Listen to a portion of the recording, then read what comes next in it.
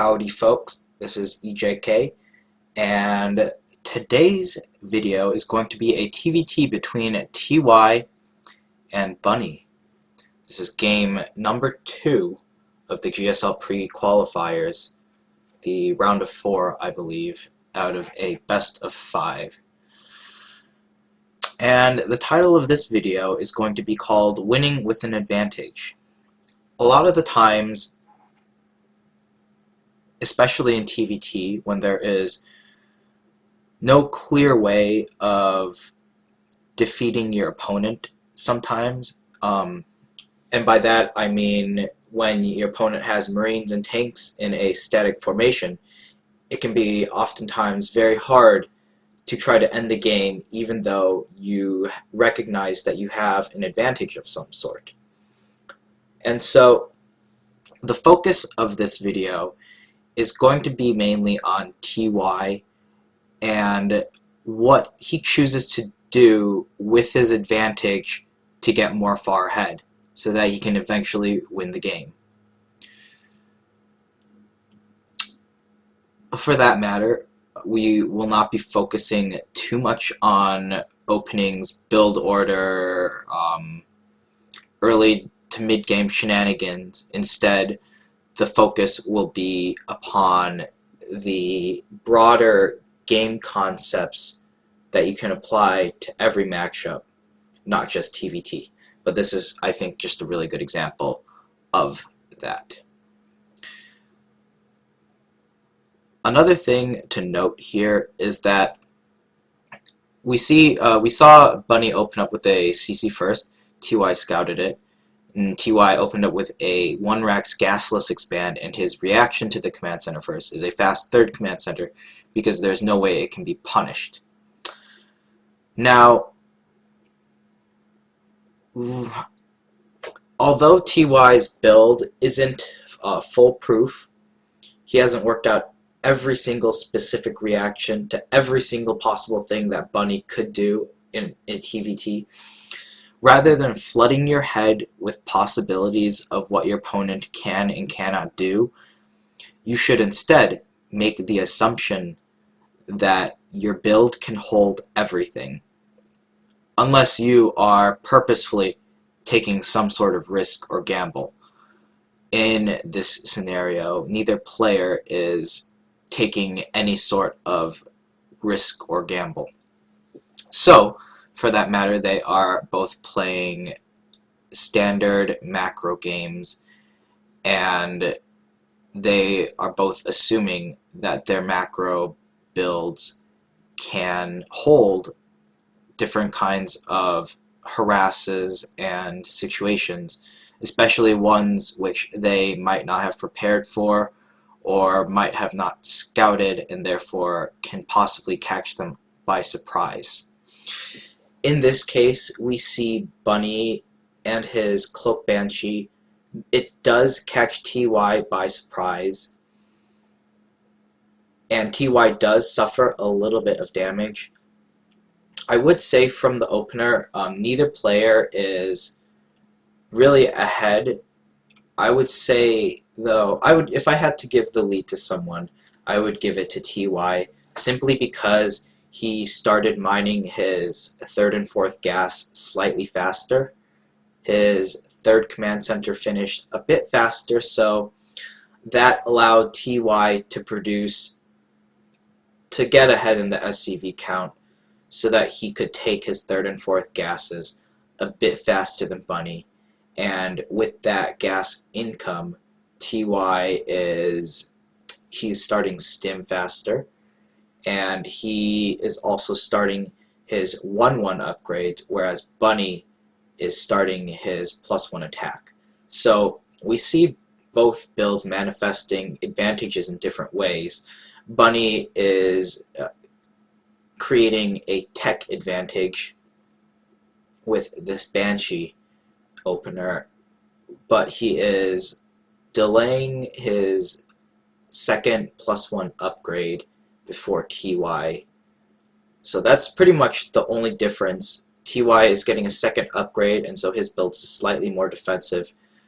Bunny is going for a slightly more aggressive opening with the Cloak Banshee, and he's already able to do an okay amount of damage.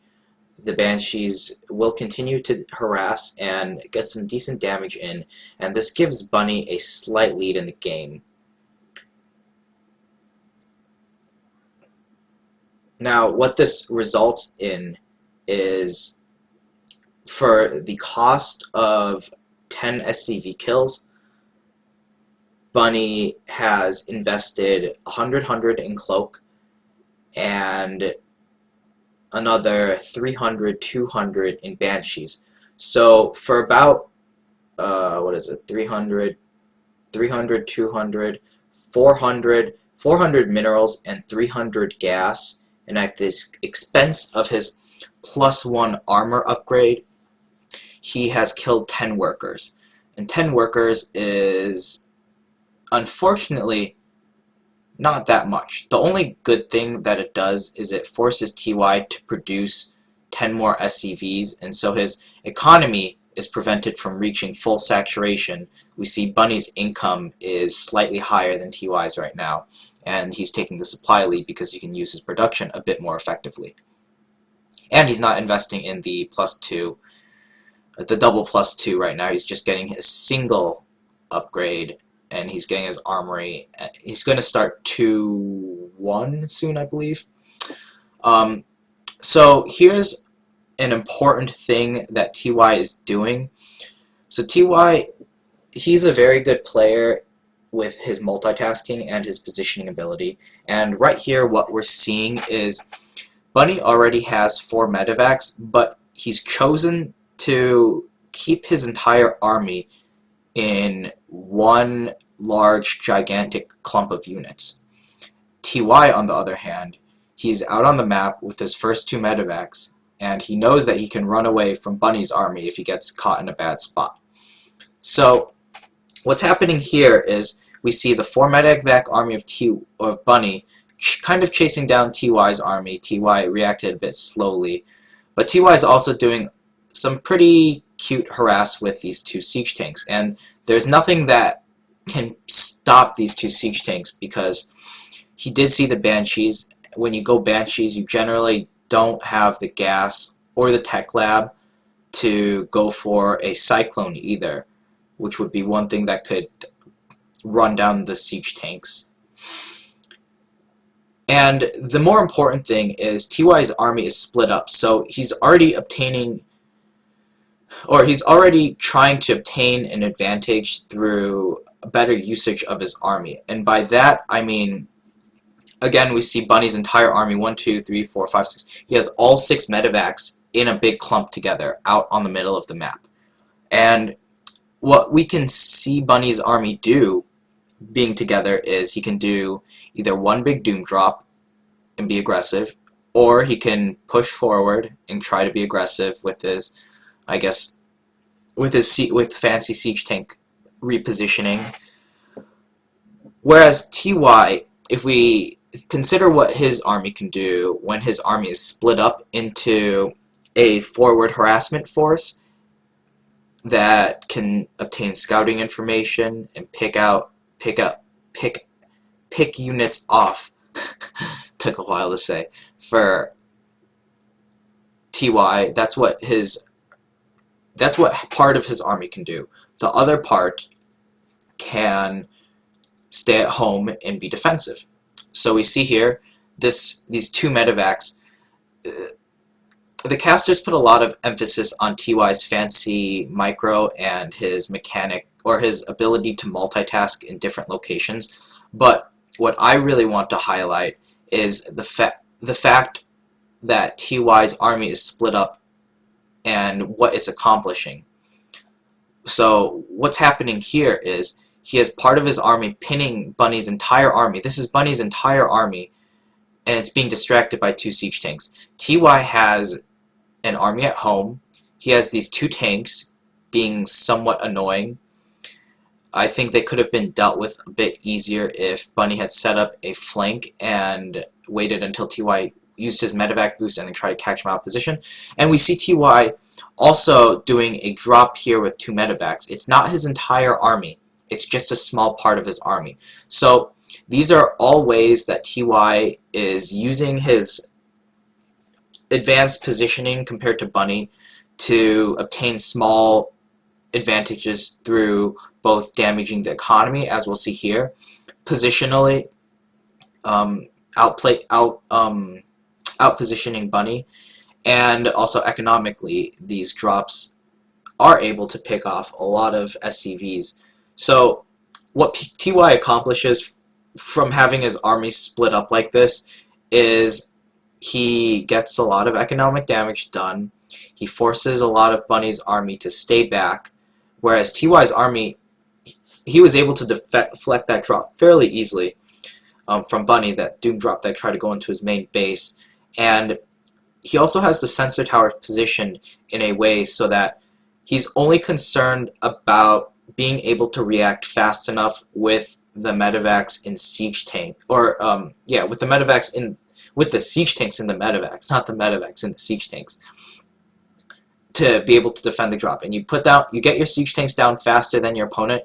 When your opponent tries to drop you, then you get the first volley off, and you can pretty much shut down the Doom drop fairly easily. Bunny here only had one sensor tower, and he's getting punished out of position. Now, one thing to note is that although TY has an advantage, we haven't seen him directly win yet. So what is happening here is TY is using his positional advantage, or his positioning skills, I should say, to create small advantages through both economy and through military.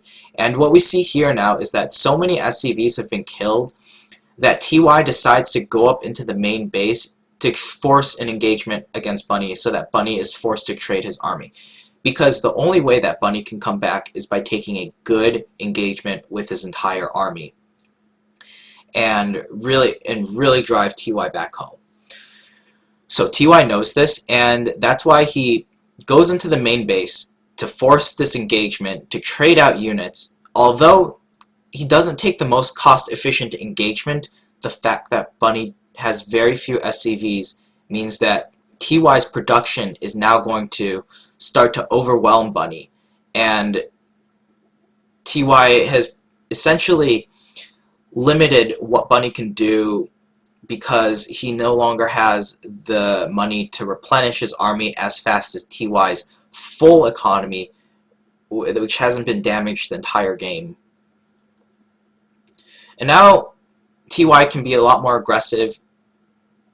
This isn't the best engagement either, but because he has such a big army advantage, he can just go for the straight up fights and trade slightly less cost efficient than he would like, but still be able to win because Bunny didn't have the income. If we go to like the end of the game and we just focus on the income, like it's alright for Bunny right now, and then the SCVs drop, not to mention all the lost mining time that he lost from the drops earlier.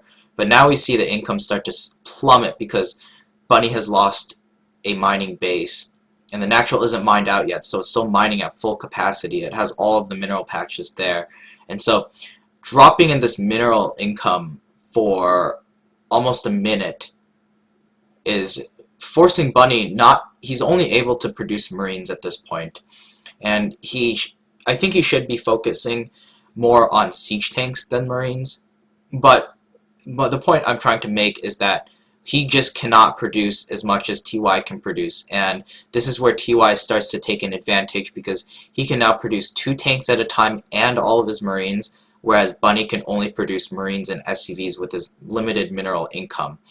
And so TY is able to establish a significantly larger army lead by being able to build a lot more siege tanks than Bunny. So he was limiting Bunny's siege tank count, and he's able to force his way in here shortly and end the game. And he also conserves his siege tank count, while I believe he picked off a couple more siege tanks of Bunny as well. The siege tank count is very important because once you put the siege tanks down, that's what the matchup revolves around. And if you have the higher siege tank count, like TY had what, like I think 6 to 8 siege tanks, and Bunny only had 2 in the last engagement. And in a straight-up fight, if you are outnumbering your opponent's siege tank count by that many, then you can just drop your siege tanks, land some volleys. It doesn't matter if your opponent lands a couple volleys, because it takes 3 volleys to kill a siege tank. If your opponent can't even kill a single siege tank in a volley, or like if he kills 1 or 2 but you're still ahead and you have secured the positioning at the cost of a siege tank or 2, then you can still push forward with your Marines and take a really good engagement.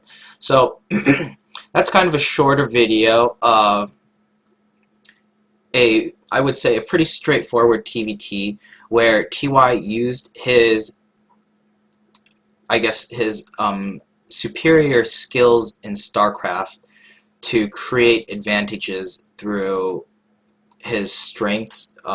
We saw him create advantages through his outpositioning and just his general positional play of Bunny, being able to deflect the drops and at the same time do more damage with his small harassment drops with the siege tanks in the front and the medevacs at the third and the natural base, and slowly culminate this into a victory by just Bunny not having enough money to keep up with the constant trades. So I hope that helps you guys a little bit with figuring out TvT. We're probably going to have to wait a little bit longer for more solid build orders, but oh well. It's a new game. We got time to figure things out. This isn't even the first season yet. It's still preseason. If you guys have any videos, comments, questions, concerns, games that you want me to go over, just leave a link at the bottom and I will get to it ASAP.